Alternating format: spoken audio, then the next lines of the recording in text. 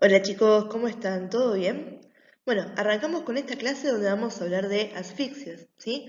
Ahí bastante choqueante, empezamos de una con una imagen, ¿sí? Se las quería poner acá porque lo que está haciendo la señora es un signo universal de me estoy ahogando, necesito ayuda, ¿sí? O sea, que estoy en crisis respiratoria, que es lo que vamos a ver ahora, ¿sí? Entonces, una vez que tengamos eso bien en los ojos, que me van a escuchar varias veces decirlo, empezamos desde cero con lo que es este tema.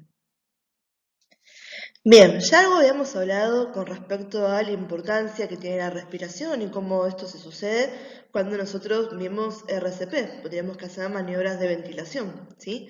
En este caso estamos hablando de una emergencia respiratoria que, como hemos visto antes, no necesariamente indica que el paciente esté o inconsciente o con parada cardíaca, ¿sí? Estamos hablando de cualquier tipo de problema respiratorio, ¿sí? Generalmente atragantamiento o un paro repentino o súbito de la respiración o cualquier otro problema, o sea que causas hay un montón. Pero el concepto básico de esto es qué es lo que está pasando. El aire que tiene que atravesar las estructuras de la vía respiratoria, ¿sí? Alta y baja, no puede hacerlo libremente y no puede llegar hacia los pulmones. Entonces, si no me llega a los pulmones, yo no puedo hacer el intercambio gaseoso que es necesario para que viva, ¿sí? Por lo tanto, la víctima empieza a estar en riesgo de vida, ¿sí? Habíamos dicho que el cuerpo humano necesita, ¿sí?, un suministro constante de oxígeno para sobrevivir, ¿sí? Y que en este caso el tiempo era primordial, porque una vez que dejamos de respirar por completo, teníamos una brecha de 2 minutos simplemente antes de que se nos agotara por completo las reservas de la última inspiración que tuvimos, ¿sí? Y después fíjense, la famosa, ¿se acuerdan que cuando hablamos de los RCP hemos hablado de la curva de Drinker? Acá me habla de lo nuevo, parecido, siempre nos manejamos en estos 10 minutos, ¿sí? Porque las neuronas eran las primeras células en sufrir la falta de oxígeno. Entonces, la verdad que cuanto más tiempo tardamos en reaccionar y en proveer ayuda y en recuperar la función normal, más probabilidades tenemos de que haya daño cerebral. Por eso dice, la respiración se detiene, ¿sí? Ojo que pronto si dejo de respirar hay un periodo donde el corazón me va a poder dejar de latir. Entonces el paciente puede estar consciente o puede estar inconsciente pero todavía con pulso, pero si yo no recupero la ventilación espontánea, muy probablemente entre en paro cardíaco, ¿sí? Va a entrar en paro cardíaco, ¿sí? Tenemos de 4 a 6 minutos donde ya hay un posible daño cerebral. De 6 a 10 minutos hay un probable daño cerebral. Yo sé que algún daño cerebral es muy probable que haya. Y yo cuando estoy más de los 10 minutos, ¿sí? Ahí ya me aseguro que el daño cerebral es inevitable y que además es irreversible, ¿sí? Entonces, recuérdense que esto es súper importante, el tiempo es primordial cuando estamos hablando de emergencias respiratorias, también cuando hablábamos de RCP, y en este caso también, y por eso yo les puse ahí la fotito de las vías aéreas de un bebé, ¿sí? Porque en los chicos es todavía más emergente el tema de que nosotros actuemos frente a una obstrucción de la vía aérea o alguna parada respiratoria, ¿sí? Ustedes seguramente lo vieron en lo que es biología, pero cualquier cosa para que ustedes tengan idea, lo que están viendo ahí es un corte sagital, o sea, estoy viendo como si fuera un corte de costado de la anatomía interna de las vías respiratorias altas, donde estoy viendo la nariz, ¿sí? Las fosas nasales, estoy viendo la boca con la cavidad oral, ¿sí? Y la estructura que está por detrás, esperen que pongo acá el puntero, ahí estamos. Esta estructura que está acá, ¿sí? Se llama faringe, con F, ¿sí? Y esta está dividida en tres partes, porque a esta altura se me comunica con la cavidad nasal, entonces le decimos nasofaringe, ¿sí? A esta altura se me comunica con la cavidad oral, entonces le decimos orofaringe. Y a esta altura tenemos otro órgano que se llama laringe, entonces acá le decimos laringofaringe, ¿sí? ¿Y por qué les hago este reparo anatómico para que tengan ideas ustedes, ¿sí?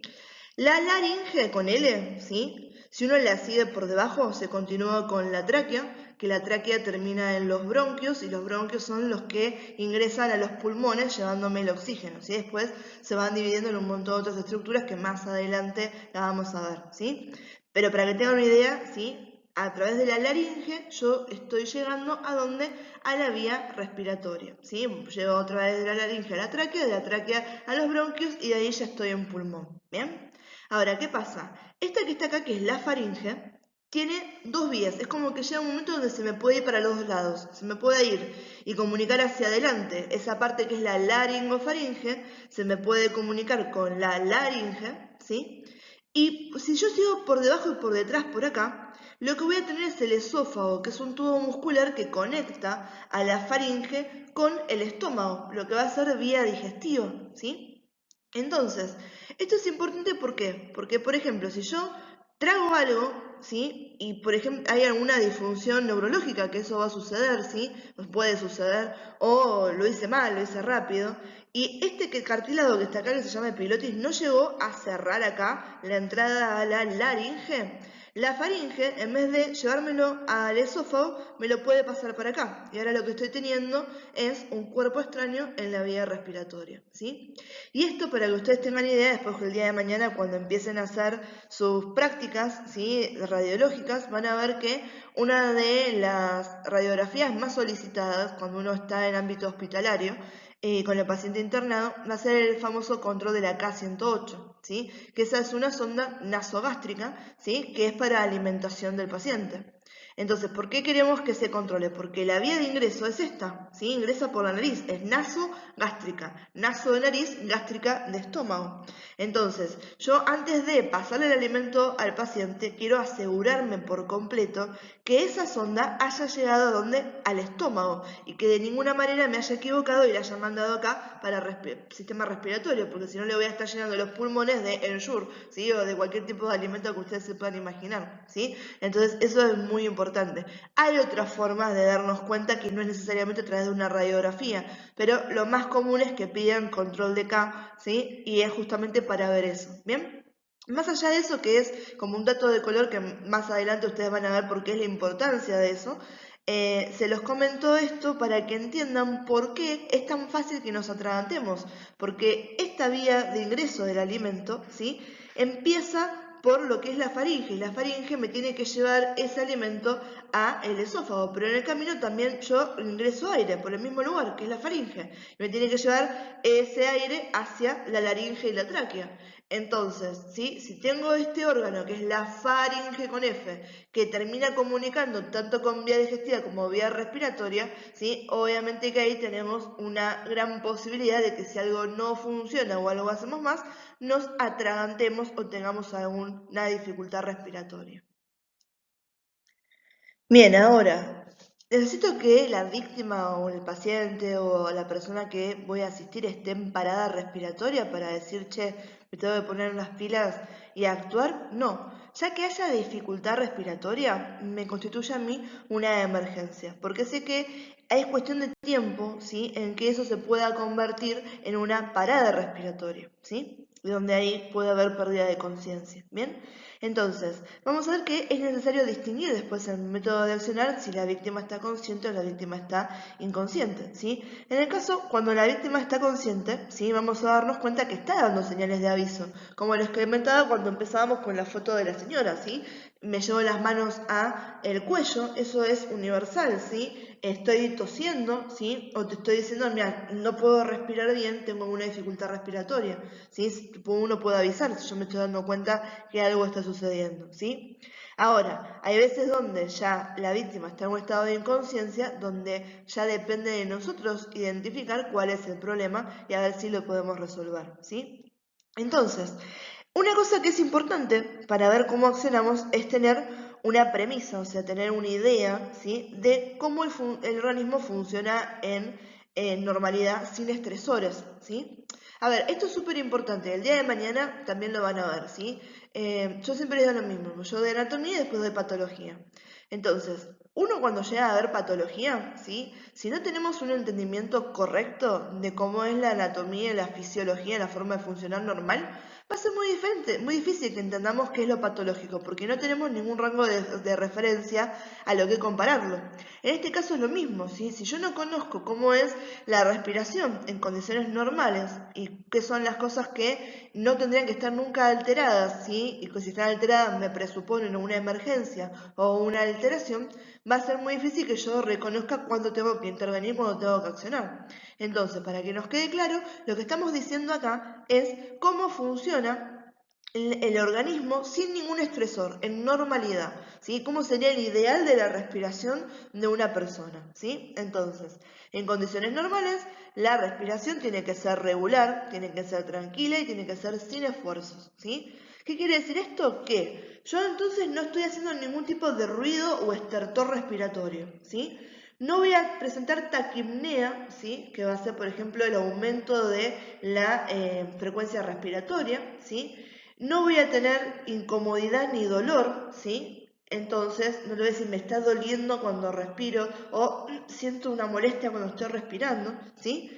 Entonces, si la víctima o la persona me está diciendo me duele cuando respiro, me incomoda cuando respiro, está respirando una frecuencia más arriba o más abajo de la frecuencia respiratoria normal, ¿sí? O lo estamos escuchando, ¿sí? Que tiene esos estertores o esa respiración que a veces se llama agónica, quiere decir que hay algo que esté mal y que entonces tenemos que actuar.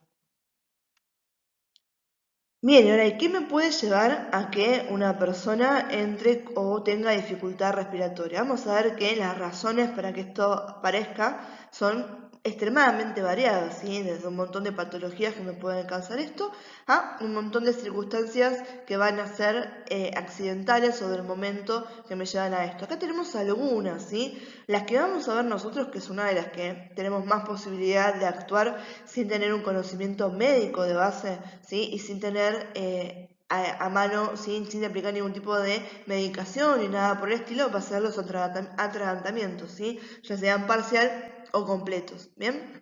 Como dice acá, hay en caso de enfermedades, ¿sí? De condiciones crónicas, por ejemplo el asma me puede llevar a esto, ¿sí? El asma es un aumento de la respuesta inmunológica, ¿sí? A los estímulos respiratorios, ¿bien? Que quiere decir como si fuera una respuesta inmune exacerbada, ¿sí? Donde está mucho mayor que lo que serían condiciones normales, lo que me lleva a la inflamación de las vías aéreas. Cuando uno habla de inflamación, estamos hablando de que va a haber un aumento del volumen de los tejidos blandos en la mayoría de los casos que haya inflamación. Si esto está sucediendo a nivel de las vías respiratorias, me aumenta el volumen de la mucosa respiratoria, por ejemplo, y del recubrimiento que yo tengo de los bronquios, y eso entonces va a hacer que la luz de las vías respiratorias, o sea, el calibre por el cual está pasando el aire, vaya disminuyendo. Por eso es que la persona asmática tiene dificultad respiratoria. Y esto es cíclico, no es que el paciente está de esta manera todo el tiempo, sino que hay algunos estresores como los alérgenos, ¿sí? O, por ejemplo, sí, alérgenos como por ejemplo, o irritantes, ahí está, alérgenos o irritantes, ¿sí? Que me pueden llevar a desencadenar una crisis asmática, ¿sí? Pero eso es otra cosa por separado, ¿sí? Donde obviamente hay formas de actuar y la mayoría vamos a tener que actuar con un broncodilatador, el famoso PUF, ¿bien?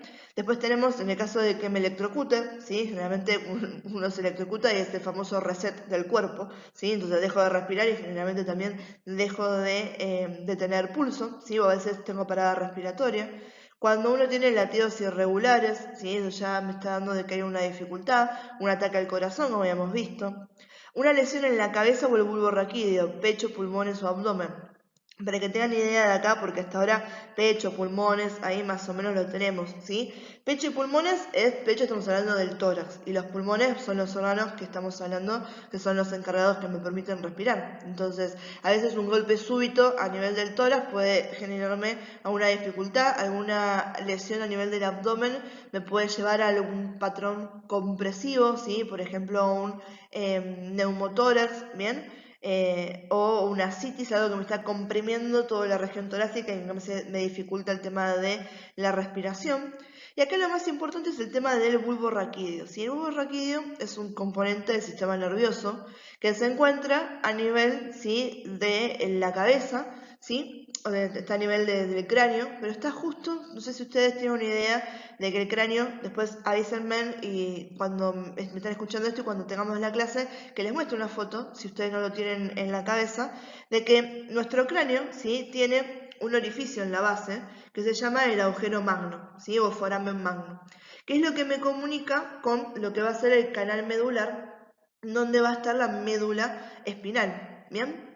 Entonces, este bulbo raquídeo se ubica justamente en la mitad, está como mitad por encima del agujero magno y mitad entrando a lo que es el canal espinal.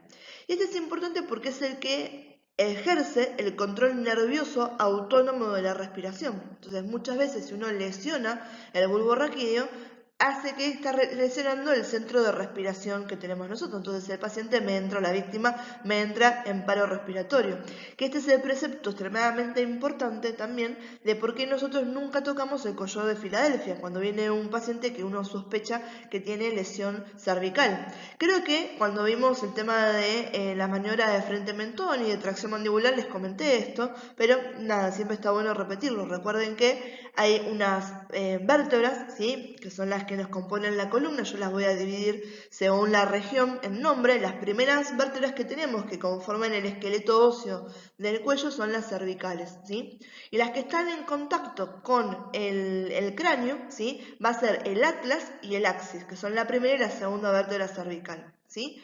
Esas dos vértebras articulan muy juntamente una con la otra a través de una articulación que es la atlantoaxoide, ¿sí?, donde el axis, ¿sí?, tiene un diente o una apófisis odontoide que encastra sobre lo que va a ser el atlas, lo que permite que el atlas pueda moverse, ¿sí?, sobre ese eje como si fuera un pivote. Por eso es que nosotros podemos mover la cabeza de derecha a izquierda, ¿sí?, y no es algo fijo lo que tenemos, no es un encastre, una articulación así que no me muevo, puedo rotarla, ¿bien? Ahora, ¿cuál es el tema? Muchas veces cuando uno tiene una lesión cervical, a veces esa apófisis odontoide se fractura, ¿sí?, y muy cercano ahí a esa altura está aquí en el bulbo raquídeo, entonces se me puede, ¿sí?, clavar en el bulbo raquídeo y ahí tenemos un problema, ¿sí? O si no, si aumenta mucho la presión intracraneal del paciente o de la víctima, a veces lo que sucede es que me está comprimiendo el bulbo raquídeo en el canal medular. De vuelta me puede llevar a una parada respiratoria, ¿sí? Esto, chicos, más o menos para que tengan una idea, ¿sí? A mí, que tengan una noción de que hay un montón de causas que me pueden llevar a la parada respiratoria. Fíjense que ahí tenemos reacciones alérgicas, después vamos a ver anafilaxis, ¿sí? Que anafilaxis lo voy a dejar por separado porque no es netamente a nivel respiratorio lo que me compete, ¿sí? Hay otro proceso que también me afecta a nivel cardíaco, pero a nivel respiratorio es lo que más me afecta rápidamente y que me pone inmediatamente en peligro la vida, ¿sí? Y además eso nos va a súper importar a nosotros porque reacciones alérgicas en el servicio, si el día de mañana ustedes se dedican a hacer estudios contrastados, ¿sí?, van a ver que esos medios de contraste, esos medicamentos que le tenemos que dar al paciente, pueden generar reacciones alérgicas. Entonces, una reacción que se llama anafilactoidea no va a ser algo que quizás sea difícil que veamos, puede ser que en nuestra vida profesional lo encontremos en el servicio, ¿sí? Con suerte, no, pero es una de las reacciones a las cuales tenemos que estar atentos y tenemos que saber cómo maniobrar. Entonces eso es otra cosa que vamos a ver por aparte, ¿sí? Sobredosis de drogas, ¿sí? Hay algunas que son neurodepresoras o son depresoras del sistema nervioso y de la vía respiratoria, el alcohol, algunos analgésicos, ¿sí? Barbitúricos, algunos anestésicos, hay sedantes, ¿sí? Envenenamiento, ¿sí? Muchas veces hay una cuestión neurológica, ¿sí? Neurológica, quiero decir, una cuestión de mental, ¿sí?, que me lleva a esta falta respiratoria cuando hablamos de angustia, ¿sí? Una persona que está teniendo una crisis de pánico, ¿sí?, un ataque de pánico, por ejemplo, o una crisis de angustia, ¿sí?, que son dos cosas diferentes, hay pequeñas diferencias entre una y la otra, pero nos llevan a lo mismo, donde hay una alteración de la frecuencia respiratoria y una dificultad respiratoria por un componente emocional, ¿sí? Y después también el ahogamiento, ¿sí? Que por ejemplo, ¿sí?, me ahogo en el agua, ¿sí?, donde agua tengo los pulmones y obviamente no puedo respirar, ¿sí? Entonces, para que nos quede claro que hay un montón de causas que me pueden llevar a esto. Estos son algunos ejemplos para que tengan una idea. De lo cual vamos a ver en puntual nosotros ahora, atragantamiento, ¿sí? Y después, separado de esto, vamos a enganchar con lo que son reacciones anafilactoides y van a ver que muchas de las cuestiones que vamos a hablar tienen su asidero en estos conocimientos que estamos teniendo ahora. Por eso vemos primero esto y después vemos anafilaxis. Ahora, es extremadamente importante que yo me acuerde absolutamente todas las causas por las cuales una persona pueda dejar de respirar? No. Obviamente que en un momento si uno tiene la capacidad o logra, ¿sí?, tener ese conocimiento, está bueno porque nos da un poquito más de apertura sobre variaciones en lo que uno puede hacer para ayudar de una mejor manera, pero estamos hablando ya de un conocimiento mucho más profundo, ¿sí?, que lo que uno estaría dentro de lo que comprendería dentro de lo que es los auxilios básicos, ¿bien? Ahora, ¿qué es lo importante más allá de conocer las causas? Es reconocer lo que está pasando, ¿sí? O sea, las señales de que algo me está impidiendo respirar con normalidad, ¿sí? Para entonces yo poder actuar y ver en consecuencia cómo saco a esa persona o esa víctima de esa crisis respiratoria, ¿bien?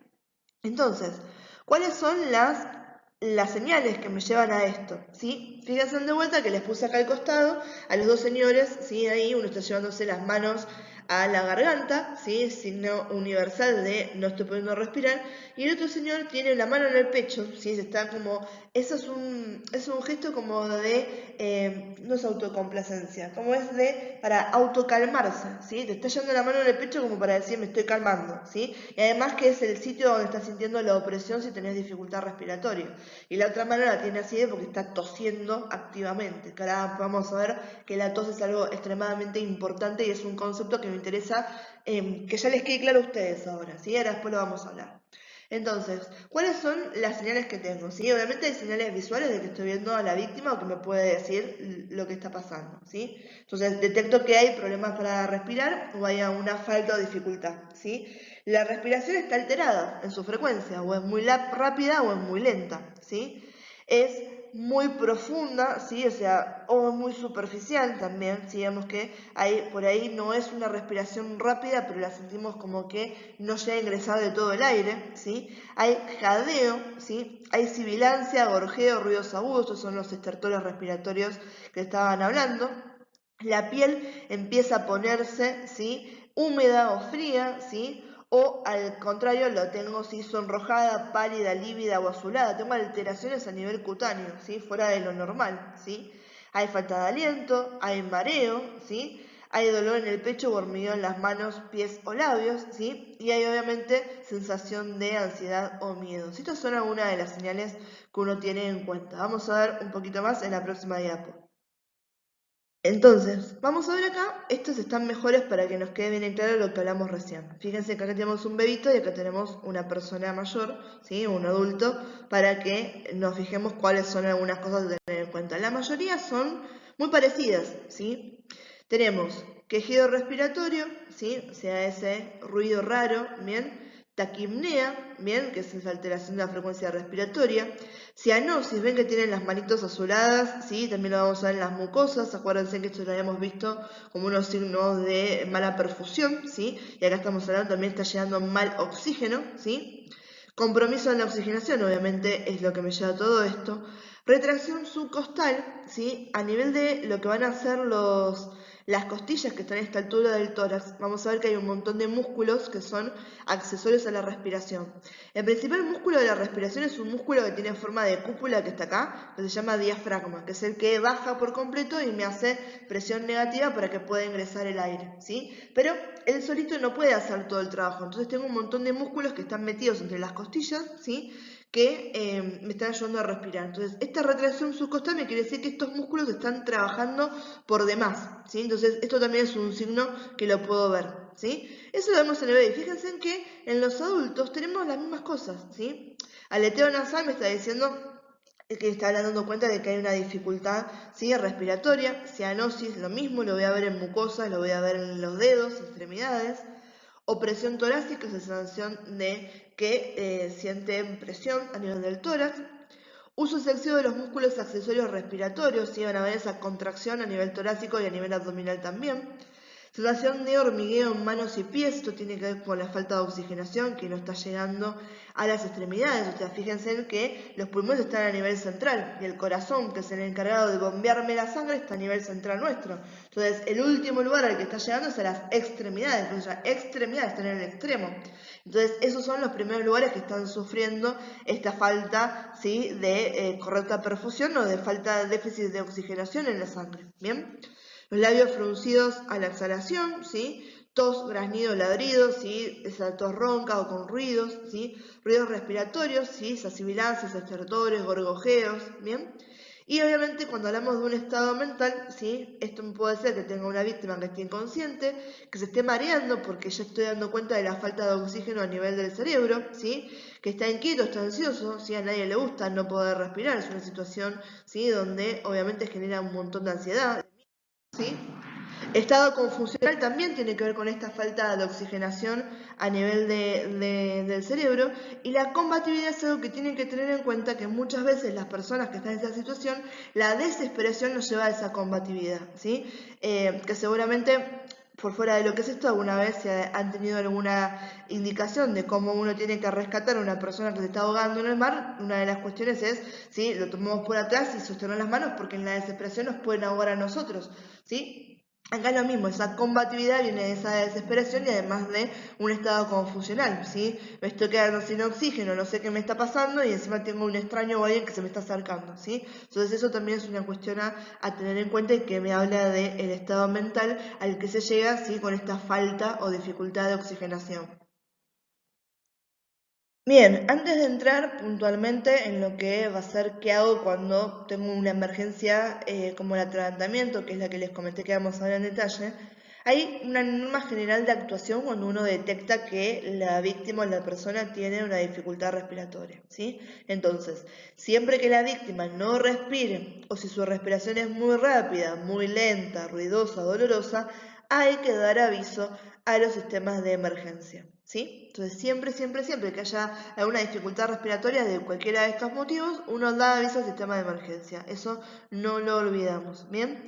Ahora, mientras, ¿qué es lo que puedo hacer? Si la víctima tiene dificultad respiratoria, ¿sí? Vamos a ver que va a tener dificultad para hablar. Porque de vuelta, ¿sí? El órgano fonador, ¿sí? De la voz es la laringe, ¿sí? Con L, laringe. La laringe que estaba ¿dónde? Antes de la tráquea. Entonces, si yo tengo dificultad para respirar, muchas veces, o sea, y para que ustedes entiendan más que nada, la laringe, ¿sí?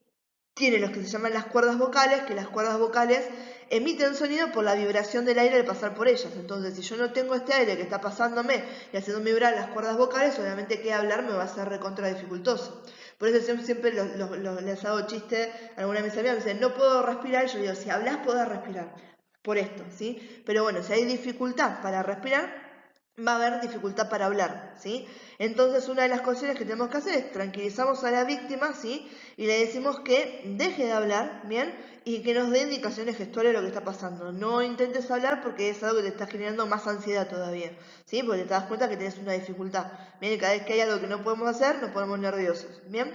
Entonces, lo que hacemos es tranquilizamos, a la víctima le pedimos que no nos hable, que nos dé una indicación gestual, ¿sí? Y si hay alguna otra persona, ¿sí? Presente que puede tener información, que estaba con la víctima y que nos puede dar información de qué está pasando, en vez de preguntarle a la víctima qué le está sucediendo, que no nos puede hablar, no nos puede contestar por esta situación de dificultad respiratoria, le dirigimos las preguntas al acompañante, que nos puede decir, mira, estaba comiendo maní, ¿sí? De golpe se puso azul, ¿sí? O estaba comiéndose un pancho en la plaza y lo picó una abeja. Bueno, ¿sí? Ya me está dando información de qué es lo que le puede haber sucedido, ¿sí? Que lo le picó la abeja, vamos a reacciones anafilactorias después, ¿bien? Pedimos también ayudar a la persona a que, por ejemplo, si está parado o algo, se ponga mucho más cómodo, ¿sí? Uno, si está parado, puede ejercer mayor presión a nivel respiratorio que cuando uno está sentado. Entonces, generalmente, ¿sí? Y por dos motivos. Por un lado, sentar a la víctima me ayuda por una cuestión de comodidad y que me facilita la respiración. Y segundo, que si ya pierde la conciencia, lo tengo cerca del piso y no se me desploma de su propia altura. Entonces, me va a permitir accionar mucho más rápido. Entonces, lo ideal sería llevarlo a que se siente, que eso le va a facilitar un poco la respiración, ¿sí? No es que hace milagros, pero sí permite un poco más de comodidad, ¿sí? Además, esta segunda indicación, que es un poco más morbosa, si lo quieren decir de esa manera, pero diciendo, bueno, si me queda inconsciente y entra para cardiorrespiratorio, lo tengo cerca del piso para actuar, ¿sí? Y después lo que podemos hacer es iniciar esa valoración para buscar algún tipo de causa subyacente de que esté generando una dificultad. Veo si tiene alguna lesión, ¿sí? Empiezo a revisar a la víctima a ver si me doy cuenta que había algo, ¿bien? Que me puede ayudar y digo, bueno, si yo acciono sobre eso, puedo, ¿sí? Mejorar lo que le está sucediendo a la persona. Ahora, si la víctima está ¿sí? Que ya no tiene respiración, lo que tenemos que hacer es iniciar las maniobras que nosotros vimos en el RCP, la apertura de la vía aérea y las respiraciones de rescate, ¿sí? Y eso se hace hasta que la víctima pierda completamente la conciencia y ahí se inicia netamente con RCP. Vamos entonces con una de las emergencias respiratorias más comunes, que es el atragantamiento. Bien, ¿por qué vemos esto? Porque es una de las emergencias respiratorias más comunes que vamos a tener, ¿sí? Lo importante de distinguir cuando hablamos de atragantamiento es saber si la obstrucción que va a haber, ¿sí? Generalmente puede ser por algún objeto extraño, ¿sí? Como comida, algún juguete chiquitito o algo que uno se mete en la boca. Y a veces, ojo chicos, que uno piensa esto en los chicos, ¿sí? Pero los adultos también nos podemos atragantar. ¿Cuántas veces han llevado la tapa de una lapicera Bic a la boca? ¿Sí? O están, no sé si alguno tiene algún piercing en la lengua, ¿sí? Hay un montón de cuestiones que uno a veces hace inconscientemente o que no toma noción de lo que puede suceder, que nos pueden llevar a eso, ¿sí? Y a veces otra cosa, ¿sí? No necesariamente es objeto extraño, sino también pueden ser fluidos, ¿sí? Como el vómito o la sangre. Por eso hablamos de la importancia de la posición lateral de seguridad para que no se me broncoaspire la víctima, ¿sí? Que quiere decir que no me llegue ese vómito, ¿sí? Ese líquido hacia los pulmones a través de, ¿qué? De los bronquios, ¿bien? Entonces, o la sangre también, cuando tiene hemaptisis la persona. Entonces, eso estamos hablando de que puede haber una obstrucción, ¿sí? Ahora, la obstrucción puede ser total o parcial. ¿Cómo nos damos cuenta? Si es una obstrucción parcial, vamos a ver que la persona todavía me puede estar hablando, me puede emitir algún tipo de sonido y puede estar tosiendo, ¿sí? Que acá ya se los digo de ahora, ¿sí? Que el reflejo de la tos es extremadamente útil y es un mecanismo de defensa del cuerpo, ¿sí? Uno tose y la tos es buena, no es mala la tos, nos sirve un montonazo.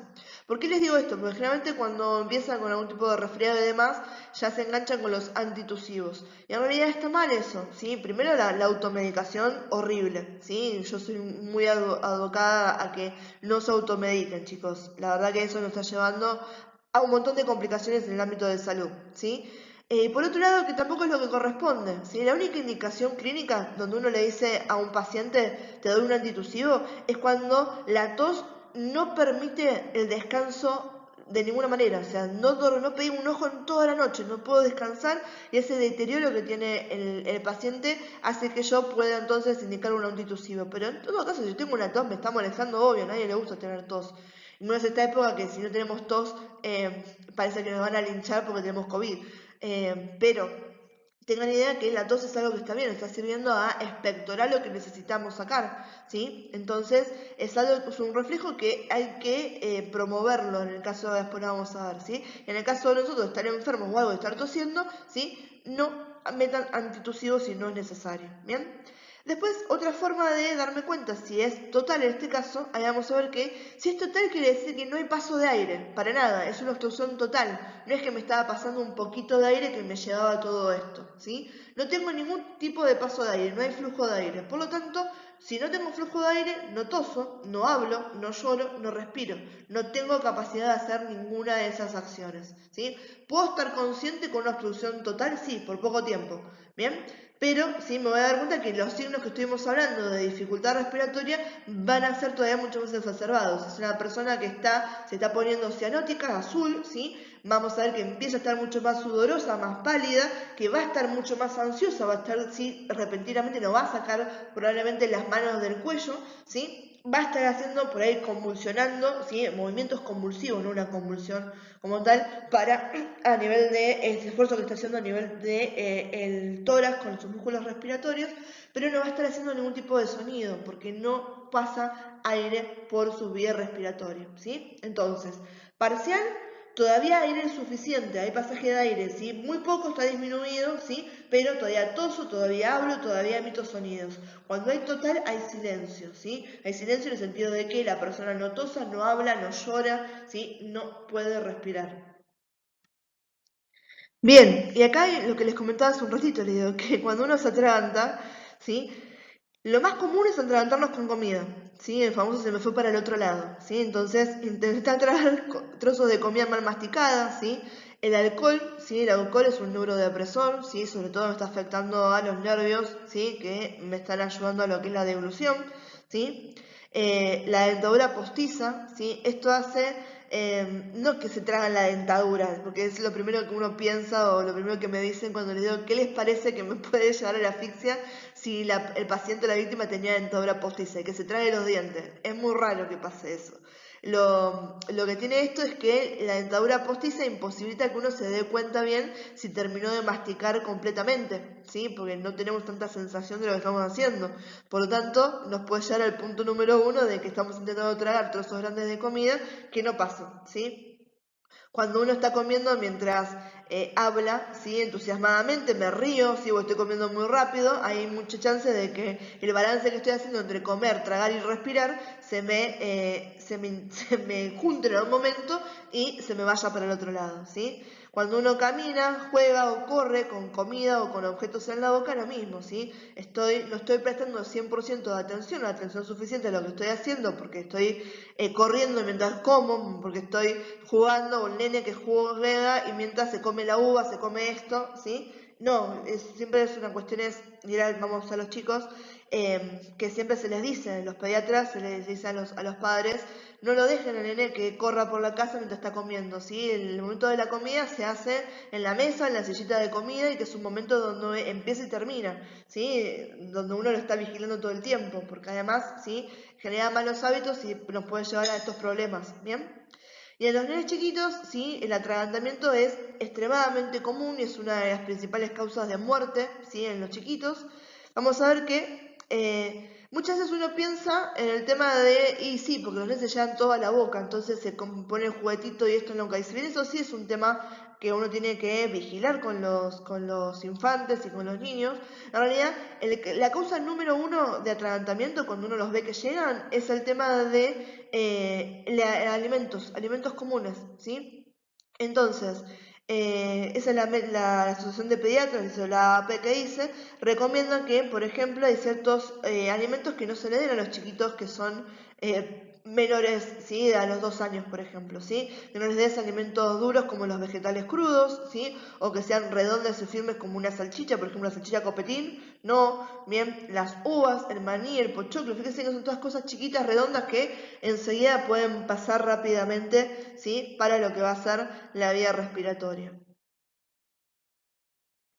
Bien, vamos acá a algo que es importante y a mí siempre también me gusta dárselos a ustedes, es un poco de lo que es prevención, ¿sí? Sobre todo con los chicos y con los bebés que son los principales damnificados, ¿sí? Cuando se habla de estas asfixias por atragantamiento, ¿bien? Y siempre que hablamos de salud, el enfoque preventivo va a ser mucho más sano, ¿sí? Y más efectivo que el enfoque que vamos hacia la acción una vez que sucedió el problema, ¿sí? Siempre prevenir es mucho mejor y más barato que curar, ¿bien? Entonces, acá tenemos algunas indicaciones, ¿sí? Que las fuimos hablando, pero para que nos queden en claro. Vigilar a los niños y a los pequeños y a los bebés durante las comidas, ¿sí? Esto que les comentaba recién es uno de los principales momentos donde puede haber algún tipo de dificultad. Y el tema de la vigilia, sí es importante que uno esté con el nene mientras está comiendo. Sé que a veces es complicado, pero por ejemplo, a mí me volvía loca mi primo con el bebé, que lo dejaba en el sillón con almohadones y demás, y la mamadera enchufada, ¿sí? Un poquito inclinada con el almohadón, y el nene tomaba la mamadera sola. Y era un bebé, ¿sí? Digo, tú estás loco. Porque, ¿qué pasa? Está bien, yo te entiendo que estás a 8 manos con la criatura y hoy en día nos hace mucho más difícil separar la vida familiar de lo que es la vida laboral o incluso un montón de cosas de la propia casa que demandan atención, ¿sí? Pero es lo que se te va la vida de tu bebé, ¿sí? Es el famoso a mí no me va a pasar y hasta que te pasa, ¿sí? Si es algo completamente evitable. Tomate los 5 minutos, 10 minutos que tarde el bebé en tomarse la mamadera hasta que la termine. Y después, ¿sí? Hacé lo que tenés que hacer. Pero no lo dejes con la mamadera enchufada ahí y que nadie lo esté mirando, porque se te ahoga, ¿sí? O puede ahogarse. Miren, y el momento de la comida lo mismo. Después lo que les comentaba recién, ¿sí? No dejar que los niños coman mientras juegan o corren, ¿sí? Otra vez, ¿sí? Me puede llevar a lo que es la asfixia, ¿sí? No les demos chicles a los niños pequeños, ¿sí? Se les enseña a los chicos, ¿sí? Al tema de masticar y tragar antes de que, por ejemplo, hablen o se ríen, ¿sí? No se les da a los chicos alimentos redondos y firmes, y ahí es lo que hablamos recién, que ese perro es caliente, el famoso pancho, ¿sí? Y tira de zanahoria, ¿sí? A menos que estén cortados bien chiquititos, ¿sí? No permite a los niños pequeños juegan con los globos desinflados, ¿sí? Esto también es un gran tema de asfixia, ¿sí? Mantener los objetos pequeños como los imperdibles, ¿sí? Y piezas pequeñas de juguetes y monedas lejos del alcance de los niños, ¿sí? Si uno tiene un chiquito, sabemos, eso sí, me llevó toda la boca, bueno, minimicemos las chances que haya de que encuentre algo, una pila, algo en el piso y se lo lleve a la boca y se lo trague, ¿sí? Asegurarse de que los juguetes sean demasiado grandes para ser tragados, esto también es un tema de qué le vamos a comprar a nuestros chicos para que jueguen, ¿sí? El tema de que sean acorde a la edad, ¿bien? Porque si yo le doy un set de Legos a un nene de 2 años, le puede encantar, le puede fascinar, ¿sí? Pero también en un momento me doy vuelta y se metió 3 Legos en la nariz, en la boca y se me termina ahogando, ¿sí? Asegúrese de que los juguetes no tengan piezas pequeñas o que puedan quitarse, ¿sí? O el muñeco cara de papa, ¿sí? Saco algo, me lo trago el zapato, ¿bien? Y hay una cosa que está buena para tener en cuenta, es, che, yo no sé si esto es un objeto que me da seguridad para dárselo o no, ¿sí? ¿Qué es lo que puede hacer? ¿Sí? Se lo pasa a través de un rollo de papel higiénico. Si pasa, ¿sí? Por el rollo que tiene 4 o 5 centímetros, ¿sí? No es seguro para los niños pequeños, ¿sí? Entonces tiene que ser algo más grande de lo que pase, ¿sí? Por un diámetro de 4,5 centímetros, ¿sí? Que uno lo puede medir con el rollo. Si no pasa, si pasa por ahí, no se lo das. Y si no pasa, bueno, eso es lo que necesitas para darle, ¿sí? Estas de vuelta son algunos enfoques preventivos para tener en cuenta, sobre todo en niños y bebés, que son los más damnificados cuando hablamos de atragantamiento. Bien, y ahora sí que ya tenemos todo el panorama, empecemos a ver qué es lo que nos corresponde o qué podemos hacer para ayudar cuando sí hay esta dificultad respiratoria. Bien, vamos a separar en lo que yo puedo hacer en adultos y niños y lo que voy a hacer en lactantes. Las maniobras ahí son diferentes, ¿sí? Entonces, de vuelta, y acá hay una distinción entre si el bloqueo es total o si es parcial. Si el bloqueo es parcial, donde la persona está tosiendo, lo que voy a hacer es permanezco al lado de esa persona y lo voy a animar a que continúe tosiendo. Si le digo, seguí tosiendo, y lo que les comentaba recién, la tos es un mecanismo de defensa natural del cuerpo para eliminar obstrucciones. La tos es necesario y nos está ayudando en este caso. Entonces, dale, seguí tosiendo, más fuerte, dale. A ver si eso logra hacer que se expectore espontáneamente, ¿sí? Lo que le estaba generando la obstrucción. En el caso de que la obstrucción sea total, donde ya hablamos de que no está ese reflejo de tos, ¿sí? Lo que tenemos que hacer es una maniobra, ¿sí? Externa de parte nuestra para generarle esa presión que me lleve a expulsar el cuerpo extraño. ¿Cómo lo hacemos? Con una maniobra que es simultánea, que nos va a complementar golpes en la espalda con compresiones abdominales. Hablamos de 5-5. 5 golpes en la espalda, 5 compresiones abdominales. Siempre comenzamos en la espalda y después pasamos al abdomen, ¿sí? Entonces, ¿cómo realizo los golpes en la espalda? ¿Sí? Voy a colocarme atrás de la persona, ¿sí? De modo que pueda colocar uno de mis brazos diagonalmente a lo largo de su pecho, como están viendo en la figura de arriba a la derecha. Voy a inclinar a la persona levemente hacia adelante desde la cintura, ¿sí? De modo que la vía respiratoria de esa persona quede paralela al piso. Yo lo que estoy queriendo es que me quede, ¿sí? De tal manera de que eso caiga y la gravedad me esté ayudando a que cuando se expulse ese objeto no vuelva a entrar, ¿sí? Que caiga directamente al piso. Una vez que lo tengo en esa posición, voy a buscar el punto intermedio entre los omóplatos en el medio de la espalda, ¿sí? Y con el talón de la mano que me queda libre, voy a ejercer los 5 golpes firmes en ese lugar. Cada golpe es un golpe seco, que quiere decir que cada uno de los golpes es la intencionalidad de que salga el objeto, ¿sí? Es tac, tac, tac, tac, tac, 5 golpes secos en la espalda. Una vez que hacemos los golpes en la espalda, tenemos que pasar a lo que va a ser la maniobra abdominal, ¿sí? Esto lo podemos hacer, depende también de la contextura de la persona a la que estemos realizando la maniobra. Lo podemos hacer, ¿sí? Parados, como estábamos recién, o podemos arrodillarnos. Lo que vamos a hacer es colocar nuestros brazos, ¿sí? Ahora lo bajamos ese brazo donde le habíamos dado el apoyo hacia lo que va a ser la cintura. Vamos a ver que con la mano que no es dominante estamos ubicando donde va a ser el ombligo, ¿sí? Hacemos el ombligo, ¿sí? Sí, utilizando ahí, por ejemplo, 1 o 2 dedos por arriba del ombligo, ¿bien? Con la otra mano, ¿sí? Que va a ser la dominante donde yo voy a poder ejercer la fuerza, voy a generar un puño que me quede por arriba de esa mano, en el centro, ¿sí?, del abdomen, teniendo cuidado de que me quede siempre por debajo de lo que va a ser la apéndice o apófisis sifoide del esternón, para no generarle presión ahí y lastimarlo. ¿Dónde va a estar esta altura? En la famosa boca del estómago que uno se toca, ¿sí? Ese punto que está ahí. Si uno, para ustedes tener referencia a dónde estamos, ¿sí?, uno se puede tocar el tórax, ¿sí? Van a ver que, ¿sí?, si seguimos del costado está todo lo que es el reborde costal, que uno lo puede seguir, ¿sí?, que son las costillas. Hay un punto en el medio donde no lo tenemos, donde hay un punto blando. Ese es el punto donde uno colocaría la mano, ¿bien? Una vez que lo hacemos esto, ¿sí?, tenemos nuestras manos dominantes, con la mano que teníamos abajo, la envolvemos, ¿sí?, el puño, ¿sí? Entonces ahora tengo mis dos manos, tengo mi mano dominante apoyado en esa boca del estómago, en el abdomen, ¿sí?, con un puño, y la otra mano ahora le está envolviendo esa mano. Y empiezo a hacer compresiones fuertes, 5 compresiones, que van a ser hacia arriba y hacia adentro, hacia arriba y hacia adentro, ¿sí? Fíjense acá, ¿sí? Está por detrás de la víctima, ¿sí? Cómo van las manos, acá lo que es el puño y ahí tenemos la otra mano, ¿sí? Fíjense que está a esta altura de lo que es el tórax, ¿sí? A esta altura estaría la línea de los pezones, ¿sí? Fíjense que estamos más abajo de cuando hacemos las compresiones a nivel torácico. Estas son compresiones abdominales, ¿bien?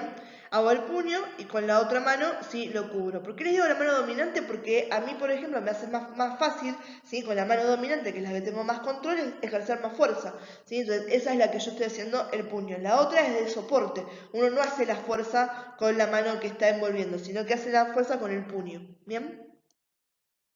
Y para que lo vean, acá tienen un GIF animado, fíjense en el puño arriba del ombligo, la otra mano sobre el puño, presiona fuerte hacia adentro y hacia arriba las veces que sean necesarias, ¿sí? En este caso, acuérdense, necesarias, hacemos la maniobra completa 5-5. Hago 5 compresiones, no lo esperturo, no me largo, ¿sí? Ahí, el pollo, como dice.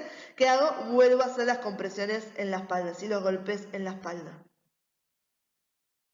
Entonces, la maniobra es siempre alternando. Yo continúo alternando los golpes en la espalda con las compresiones abdominales, ¿sí? ¿Cuándo me voy a detener? Cuando la persona expulsa el objeto, recobra la capacidad de toser enérgicamente, o sea, en ese caso voy a pasar a dejar de hacer compresiones y decirle, dale, seguí tosiendo, ¿sí? O si puede empezar a hablar, ¿sí? O si pierde el conocimiento. Si pierde el conocimiento, ahí lo que tengo que hacer es empezar las maniobras de RCP, ¿sí? En el caso de los chicos, bien, si bien la maniobra es la misma que estamos utilizando, obviamente que lo que tenemos que ajustar es la fuerza con la que estamos haciendo las compresiones y los golpes en la espalda, ¿sí? Igualmente, ¿sí?, cada vez que uno tenga que hacerle esta maniobra a la víctima, esa persona tiene que después ir a recibir atención médica, porque muchas veces de forma involuntaria uno puede generar algún tipo de lesión, ¿sí? Entonces, toda persona que haya sido sometida a esta maniobra deberá de recibir atención médica, ya que pueden haberse producido lesiones internas y respiratorias que no son evidentes de inmediato, ¿sí? Lesiones internas por lo que hicimos nosotros y respiratorias porque quizás ese cuerpo extraño generó algún tipo de lesión mientras fue expectorado, ¿sí? Entonces siempre tiene que haber un chequeo posteriori por lo que va a ser el sistema médico. Y además, que no es que esa persona va a estar yendo, ¿sí?, 2 días después hacerse ver. Acuérdense que antes nosotros que hicimos, dimos alerta al servicio de emergencia, ¿sí? Yo siempre doy alerta al servicio de emergencia o pido a alguien que dé alerta al servicio de emergencia y actúo.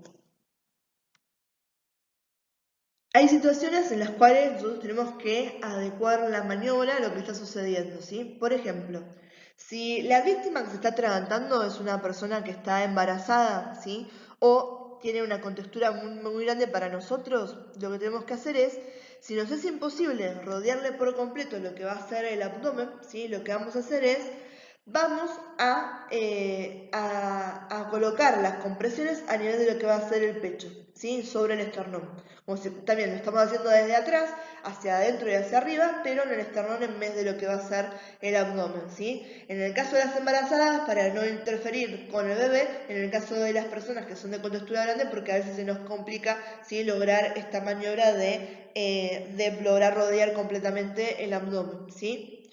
Si uno está solo, se está asfixiando, ¿qué podemos hacer? ¿Sí? Lo que podemos hacer es identificar algún objeto sólido donde uno pueda ejercer presión a nivel abdominal, ¿sí? una mesada, ¿sí? Que no tenga ningún borde filoso donde nos podemos lastimar, o el respaldo de una silla firme, ¿sí? Entonces nos dejamos caer sobre eso, nos doblamos sobre eso y ejercemos nosotros la presión sobre el abdomen. También muchas veces te dicen los manuales que uno puede hacerse autocompresiones a nivel abdominal, pero es un poco más dificultoso hacer eso que el tema de la silla, porque en la silla uno quizás puede hacer más fuerza que lo que uno haría, ¿sí? Solito con las manos, ¿bien? En el caso de que tenga una persona que está en sillas de ruedas, ¿sí? No se baja la persona en silla de ruedas, la maniobra se hace con la persona sentada en su silla, ¿sí? Lo que estamos haciendo es, ¿sí? Vamos para atrás, hacemos las compresiones abdominales en la silla de la misma forma que estuvimos viendo en las diapositivas pasadas. Se lo inclina un poquito para adelante para poder hacer los golpes en la espalda, pero nada más, ¿sí? Bien, y acá estamos viendo, ¿sí? Acá arriba tenemos a una embarazada, ¿sí? Fíjense que estoy por detrás y las manos las tengo a nivel de lo que es el tórax, ¿sí? Entonces hago las compresiones a este nivel, ¿sí? Acá una persona que está sola, ven cómo uno se deja caer sobre el respaldo de la silla y está haciendo, ¿sí? Las compresiones uno solito, y acá está haciendo la maniobra de autocompresión. Y acá tenemos una persona en sillas de ruedas, fíjense de vuelta como uno está atrás y hacemos la misma maniobra que vimos nosotros recién, ¿sí? No encontré lamentablemente una foto más grande, ¿sí? De una persona en silla de ruedas que realiza la maniobra, pero fíjense que acá tenemos una persona en una silla común, ¿sí? Es exactamente lo mismo. Miren la posición que uno puede tener, lo que nos sea más cómodo, ¿sí? Y la posición de las manos es exactamente igual para hacer las compresiones. Y fíjense que acá, bueno, naturalmente está este arqueado la espalda, pero también es lo que podemos hacer, un pequeño arqueado hacia adelante para poder hacer los golpes a este nivel. Bien, y ahora las cosas cambian en lo que tenemos que hacer si el que se está atragantando es un bebé o es un lactante, ¿sí? Todo esto, chicos, que estamos haciendo es la famosa maniobra de Heimlich, ¿sí? Que está aplicada a adultos y niños y ahora lactantes. A mí me van a escuchar decirles, por ahí después si hablamos en clase, es la maniobra del pan lactal cuando hacemos esto con los bebés. Primero porque yo lo practicaba de esa manera, ¿sí? Por hacer el movimiento de los brazos cuando uno cambia de posición al bebé de boca arriba a boca abajo, cuando estaba en la facu, y después por otra parte porque mi cerebro asocia lactante, lactal, y bueno, nada, me quedó para siempre ese tic, ¿bien? Cuando hacemos esta maniobra de Heimlich, ¿sí? En los bebés o lactantes, ¿sí? Cuando el bebé que está consciente no puede toser, no puede llorar y vemos que no puede respirar, ¿sí? Entonces lo que tenemos que hacer es alternar de vuelta 5 golpes en la espalda y 5 compresiones abdominales, ¿bien? Pero hay pequeñas diferencias. Primero de cómo yo abordo y posiciono al bebé y segundo de con qué fuerza y cómo voy a estar haciendo esos, ¿sí? Golpes y compresiones. Comenzamos con los golpes en la espalda, ¿sí? A ver, en la mayoría de los manuales van a ver que les dice que empezamos con el bebé boca abajo. Buenísimo, porque en realidad uno empieza con las compresiones los golpes en la espalda, pero para poder posicionar al bebé boca abajo, primero lo tenemos que tener boca arriba para poder sostenerlo como corresponde y asegurarnos que la maniobra va a ser fluida, ¿sí? Y va a ser bien como corresponde. Además, en esa primera instancia que yo lo tengo boca arriba, lo miro, ¿sí? Con una pequeña inclinación y le hago un barrido digital a ver si no tiene algo en la boca que yo lo pueda identificar y sacar en el momento. ¿Bien? Entonces, ¿qué hacemos? Colocar al bebé, ¿sí? Arriba de mi antebrazo, ¿sí? Arriba del antebrazo, ¿sí? De modo que con la mano voy a tener bien firme lo que va a ser la nuca al bebé. Le estoy acunando la cabecita y la nuca. Y lo tengo bien en el medio de mi antebrazo, ¿sí? Con mi otra mano, por arriba, lo que voy a hacer es, me coloco y lo que voy a hacer es, con el pulgar de un costado, tomo su mandíbula y los otros dedos termino de agarrarle la carita, ¿sí? Ahora, una vez que tengo bien sujeta la cabeza y tengo al bebé bien metido entre mis brazos, lo que voy a hacer es, lo giro y lo pongo boca abajo, ¿sí? De modo que ahora me queda, ¿sí? Sostenido su carita en mi mano, bien, y tengo apoyado el pecho del bebé en mi antebrazo contrario, el que primero lo tenía por arriba, ahora lo giré para abajo. Una vez que lo giré de esa manera, ¿sí? Lo que voy a hacer, voy a bajar mi antebrazo hacia mi muslo, si estoy sentado, esto lo puedo hacer también un poco parada, ¿sí? Y lo que voy a hacer es, estoy buscando esa inclinación para que el bebé, la boca me quede apuntando al piso y si expectora caiga al piso de vuelta y me ayude lo que es la gravedad, ¿sí? Una vez que lo tengo posicionado así al bebé, lo que voy a hacer es con el talón de la mano, ¿sí? Entre los omóplatos voy a dar, ¿sí? 5 golpes. Cada uno de los golpes de vuelta va a ser un intento distinto de que se expulse el objeto. Se habla de golpes secos, obviamente siempre ajustando la fuerza a que es un bebito, ¿sí? Lo que tenemos que hacer es, ¿sí? Se sostiene una vez que hicimos los 5 golpes para darnos cuenta y valorar cómo está el bebé, boca abajo no lo vamos a poder hacer. Entonces lo que tenemos que hacer es, otra vez sosteniendo bien la cabeza y la mandíbula, giro y lo pongo en posición, ¿sí? Boca arriba sobre el antebrazo. Por eso yo le digo la maniobra del pan lactal, porque yo lo hacía de esta manera y giraba de un lado y del otro para practicar, porque en ese momento no tenía ningún nenuco ni ningún tipo de muñequito para practicar y un pan lactal era lo que tenía a mano y bueno, me quedó grabado en el cerebro de esa manera, ¿sí? Pero bueno, y un pan lactal sirve para practicar. Ahora, ¿termina ahí la maniobra? No. Una vez que yo, después de haberle dado los 5 golpes en la espalda, lo vuelvo a poner en posición boca arriba, lo primero que hago es chequear la boca, a ver si el objeto que no lo expectoró de forma espontánea lo tiene, ¿sí? En la boca de manera que lo pueda recoger, ¿sí?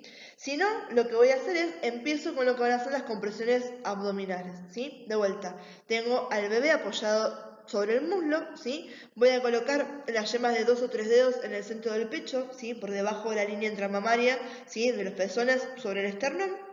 Y voy a comprimir el esternón, ¿sí? Seco y siempre dejando que vuelva a regresar a posición normal, ¿sí? Son 5 compresiones y si no se observa que se expulsa el objeto o no se logra retirarlo con el barrido digital, lo que hacemos es otra vez lo de vuelta y los 5 golpes secos en la espalda.